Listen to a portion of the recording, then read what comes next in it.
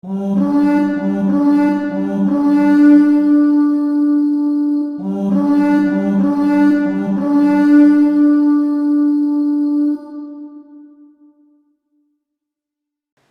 my brothers and sisters of the Order, welcome back to the Order. I am Celtic Templar, and for this video we're actually going to a viewer comment, which this one I kind of actually like. This is of Obsidian weapons. In fact, this came to me in a comment from Alex250, and he actually gave me a very good type of idea to do a video on Obsidian style weapons. In fact, he saw my video on shark tooth weapons, so he's asking me to do one on Obsidian.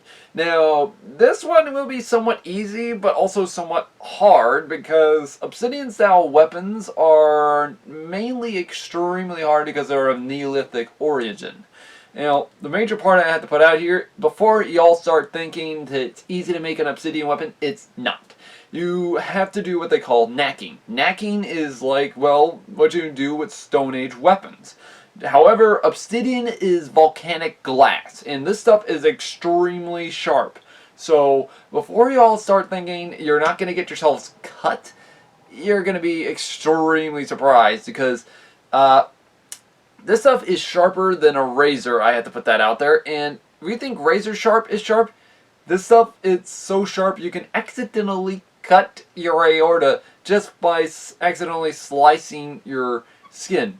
Another way example is if, say for example, we use a razor blade for shaving. Guess what? And you accidentally nick yourself with a razor blade. If you nick yourself with an obsidian blade, it's gonna probably kill you. So yeah.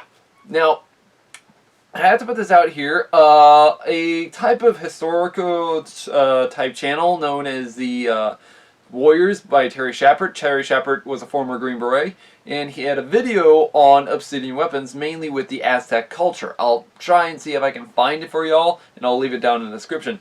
And in the video, he accidentally nicks himself with an Obsidian style weapon in his lower leg. In fact, it was such a gash that they had to tend to him in medical type form immediately, because the gash was a little too deep. In fact, I have to put this out here. Obsidian blades are extremely sharp, as I said. And if you accidentally get yourself cut with it, you're technically a goner. Now, there are many type of weapons out there, such as the Tekukaka or the Kataikua. In fact, there are a lot of weird names for them, but I just call them what they are, because that's what they look like to me, rather than give my tongue ulcer. So, yeah.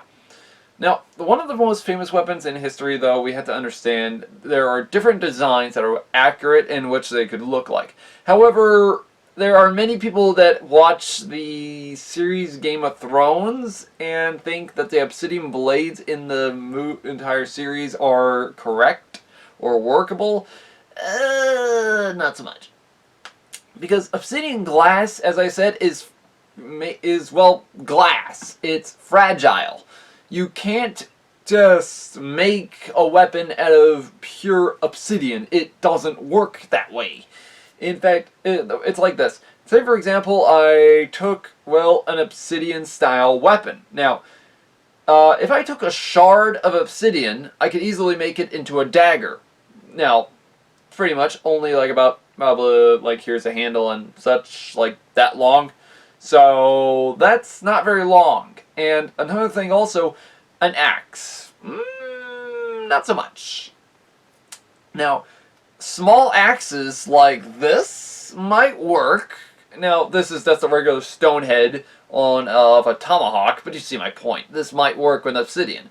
However, whatever the hell this is from Game of Thrones, no, that does not look like it could work. I can already see that breaking immediately on impact, which I have to put this out here. Obsidian is incredibly fragile, so once you use it, it's technically worthless. You can't reuse this said obsidian, because sometimes the glass breaks on the impact of the said flesh when it tears through, which is horrifying. In fact, the show Deadliest Warrior, for example, had a episode with the Mayan warrior, and they actually showed a type of a weapon, historical weapon, which I call the Obsidian paddle. I don't know why I just call it that. And what happens is it's used as a saw blade. Literally. In fact, they use this in a gel torso of a horse of the head of a horse, which that's saying something of how dangerous this is. And what they did is they didn't just do complete like repeated wax. They just hacked it at once and used it like a saw blade. And the thing is, the obsidian blade started to break off inside. Now that is horrifying enough. So maybe you might wonder what happens then. Here's the thing. Since this is obsidian glass in your flesh, you're technically killing yourself with every movement you make. Meaning, if I get, say, cut in my arm right here and it comes down, guess what? I gotta make sure I don't move. Problem is, I'm trying to fight back and I gotta move. And this is kind of horrifying for it. Which, I don't know why. This is, of all obsidian blades, this is pretty much one of the most ones I like.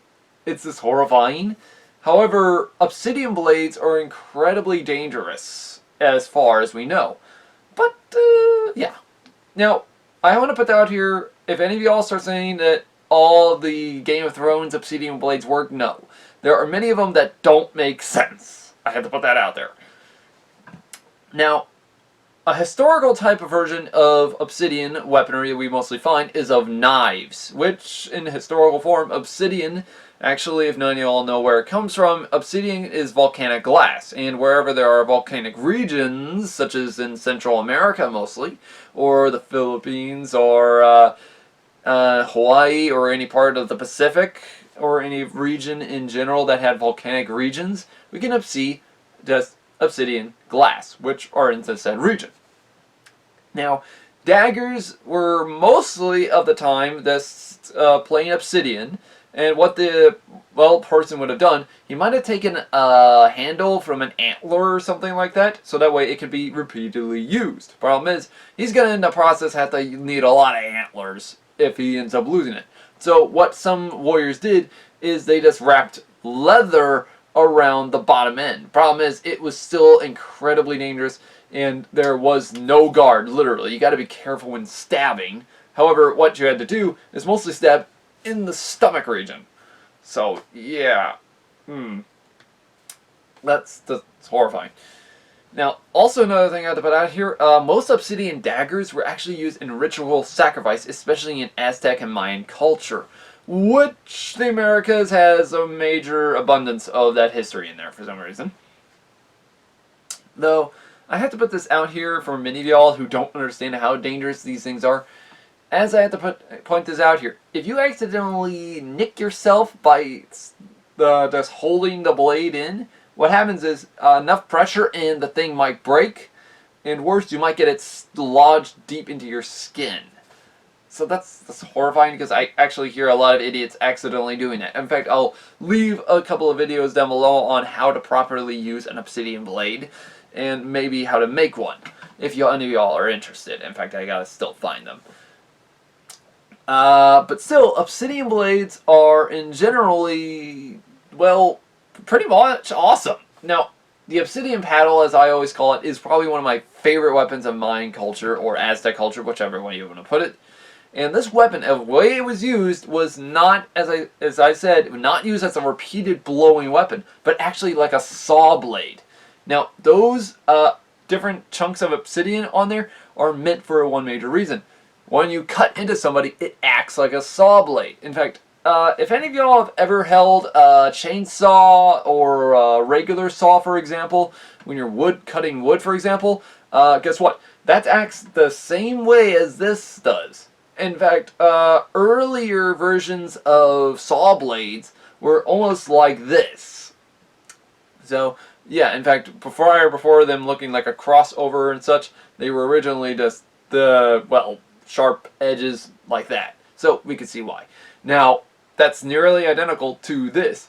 And this obsidian design is really gruesome. And the thing is, when you cut into somebody, it kills automatically. And even though in the process, what they actually did of how to make this thing is that they took wood and, they, in the process, wrapped the wood around the obsidian. In other words, the obsidian wasn't forcibly placed in.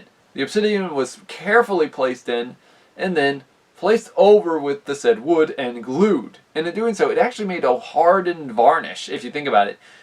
Real hard, in fact, that it would not bend. And this was bendable before it was finished, but when it was finished, incredibly tough and resistant. So what do they do with it after they got rid of all the obsidian? Well, for one, some historians state they would actually use it for firewood. We don't know, but some others say that they would have had a type of material or I want to say liquid that of which would have melted the glue, some say. I don't know if that's true or not. Some as well, there was even another version that they hang it over a fire and until all the glue goes away and they could easily just, well, get rid of the obsidian and such and then use it again. I don't know which one is true because there are many versions of it. But, yeah. Now, when the Spanish conquistadors faced off against the Mayans and Aztec culture, they faced this type of weapon. And the gruesome thing about it, they stated that it dented into their armor. Now, I have to put this out here. Obsidian is glass and it won't go through plate armor. But it was actually said that the blow of this weapon felt near identical to that of a sword.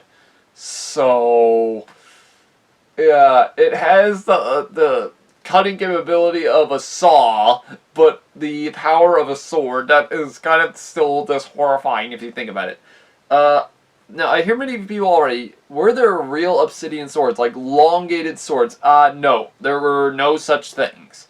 One major fact is that since it's obsidian, it's very brittle.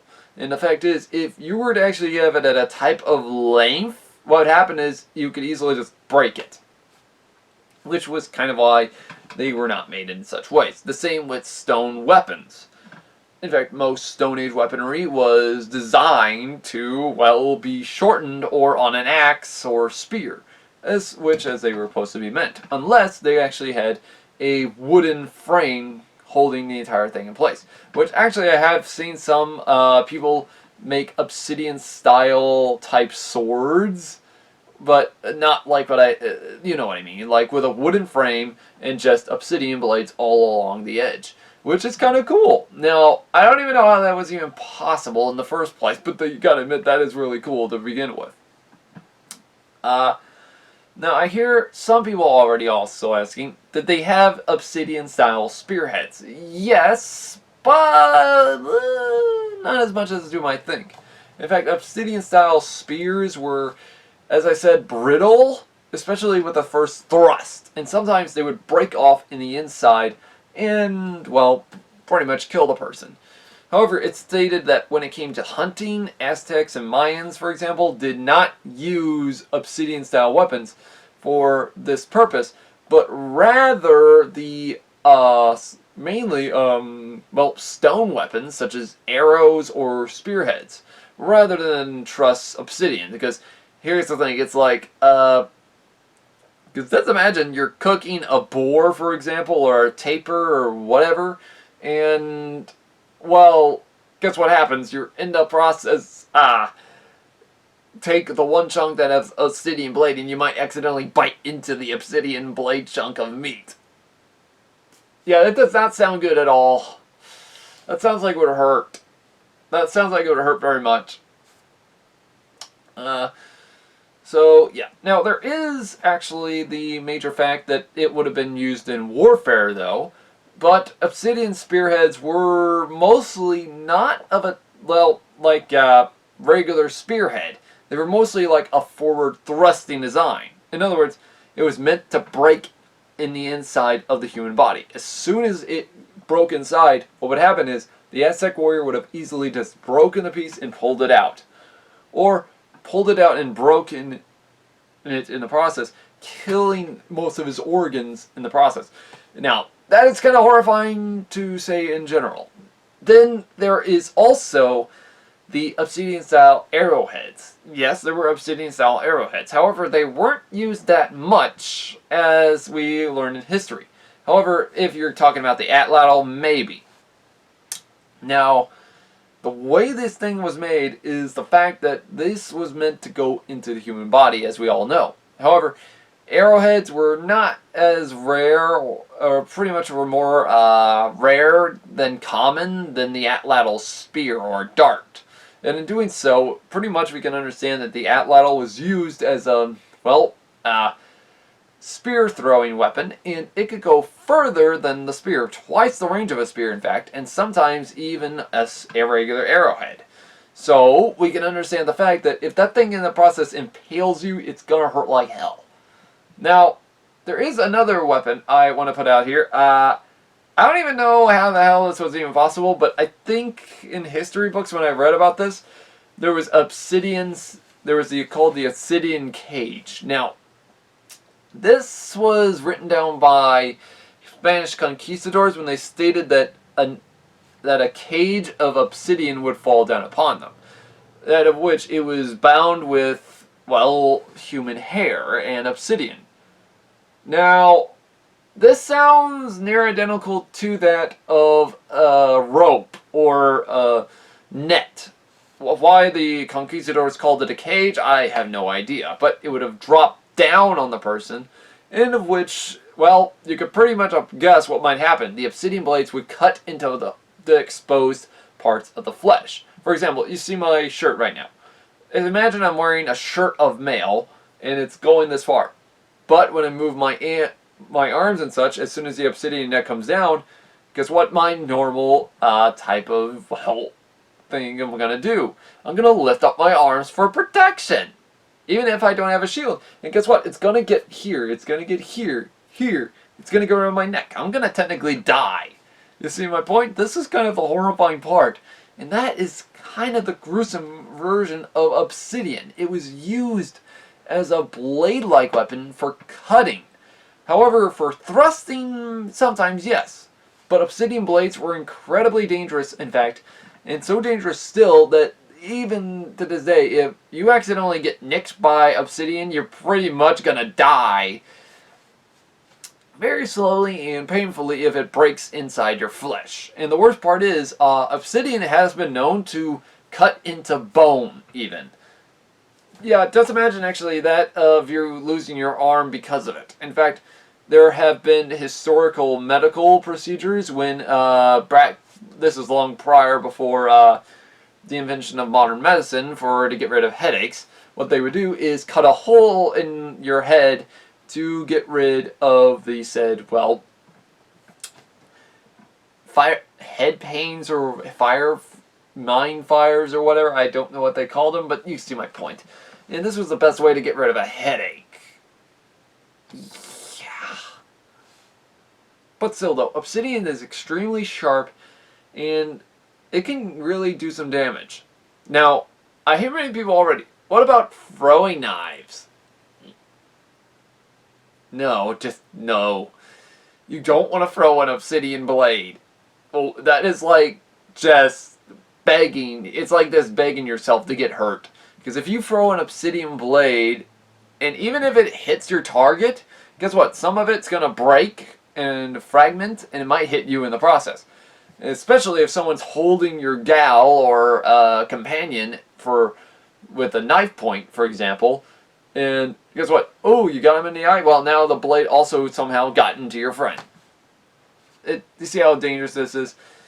Though there are some historical obsidian axes I want to put out there that were mostly used for ritual sacrifice. Now, you know what I mean by this? Guess what the axe was used for? That's right, it was mainly meant for decapitation. Though, pretty much this is how it was back then. We don't know if this is true or not, but we have heard that it might have been used also in warfare. But not as much as regular stone weapons. However, volcanic glass was incredibly easy to find, and in truth, it was a lot more better to use than other type of, well, stone weapons. Now, what do I mean by this? Well, if none of y'all understand, back during the Neolithic period or in such, or Neolithic cultures, they had to use type of stone weapons for different varieties, or stone materials, I should say, for the versions in history. For example, you could use celt, which this is spelled C-E-L-T, just like Celt, but there's a different variation in the type of design. You can easily take a look at this in a dictionary, for example. In fact, I think it was Primitive Technologies actually made a Celt axe, and it was sharpened enough for a tool. However, Obsidian was mostly used as for a weaponry, not for tools, which you can see the part of that. So it was mostly meant for warfare, not for tools. And so, agriculturally, they were mostly other type of tools were actually used, such as things that wouldn't break. However, even some arrowheads and such that weren't made of obsidian were used in warfare. But obsidian blades were always used for warfare, not for, well, anything else. However, though, it is stated that Hawaiian cultures did use obsidian glass in order to manufacture some tools, especially for cutting coconut trees down. This was known as the Kinguakia, I think it was pronounced. But yeah, what you had to do was, in the process, take this weird object, and what it was is a wooden handle or a wooden frame design, in of which had obsidian, and what you had to do is technically just saw around a tree, and technically you had to go around the tree so much that you get dizzy like hell, which I find that a little hilarious. And so which somehow it would also just cut down a palm tree. Now, we don't know how grand this was, but apparently it was so great that it kept being used by the said Hawaiian culture. And what you had to do was just keep just doing a slicing motion, back and forth, or going around, non-stop. But the thing is, you had to make sure you had to have it correctly on target, otherwise the shard would somewhat break. So it would probably might have been used in warfare, we don't know. However, there's some versions of it being told to have been used by the Aztecs. We are not certain. However, there is some weird bola weapon known as the Kakuki, or Kakanak, I believe it was called. And this is an obsidian disc, I want to call it. I don't know if there's any way other to pronounce it, but apparently they're obsidian style heads for the bolas. And what they would be used were to be used as a throwing weapon. And in doing so, if you were to throw it, guess what? It tangles around the said legs and cuts them. And if someone accidentally reaches down and grabs it, they're also going to cut their hands. Now that's kind of horrifying just to begin with, so yeah, I don't want to actually go anywhere near that, so yeah. Now I hear many people already asking, but Templar, did these weapons do anything precisely in general to keep the culture alive? Well, yes. And in fact, obsidian weapons are incredibly dangerous. However, I have to put this out here, y'all. Again, pretty much these weapons, these things are so fragile that they can break on impact sometimes. Which some people I have heard on YouTube have had their videos demonetized because of the gruesome content.